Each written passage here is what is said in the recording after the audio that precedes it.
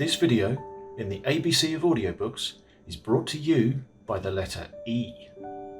E is for editing, although in this video it's more about editing equipment. Essential editing equipment. Excellent essential editing equipment. Exciting excellent essential. When you're editing an audiobook, you need to work fast. Carefully and attentively, obviously, but you're usually up against a deadline, and there are many other parts of the process waiting for your edited audio to arrive. Check listening, fixes, retakes, mastering, and so on. Therefore, anything you can do to speed up your work rate's really worth trying. And by speeding up, I don't mean rushing.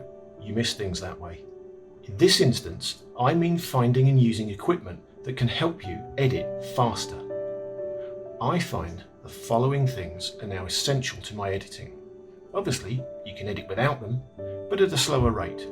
They are a gaming or multi-button mouse, a scrub wheel, low fatigue headphones, cuddly toy, extra keypad.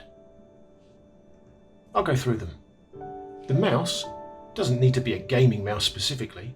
It just needs to have programmable buttons over and above the standard 2. I use the phrase gaming mouse as they tend to have lots of extra buttons. I chose this one, the Logitech G502, primarily because it's good for people like me with size 11 to 9 hands.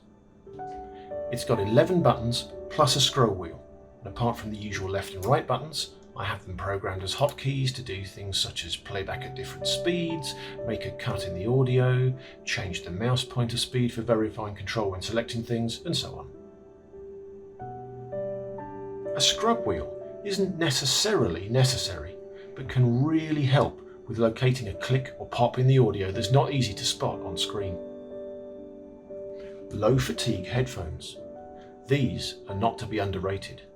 When you're wearing headphones for 8 hours a day, the wrong ones can be a real drag. Leaving the obvious issue of bad audio quality aside, they can make your ears tired. And just as important is the comfort or fit.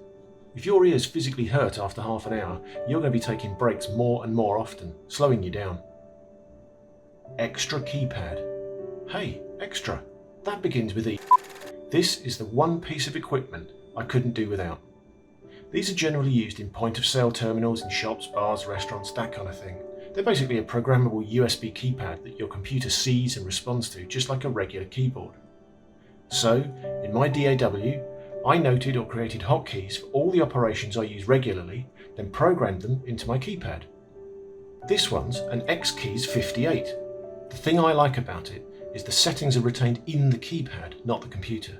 So I can take this to any edit suite and use it to ruin their computer, to edit quickly anywhere.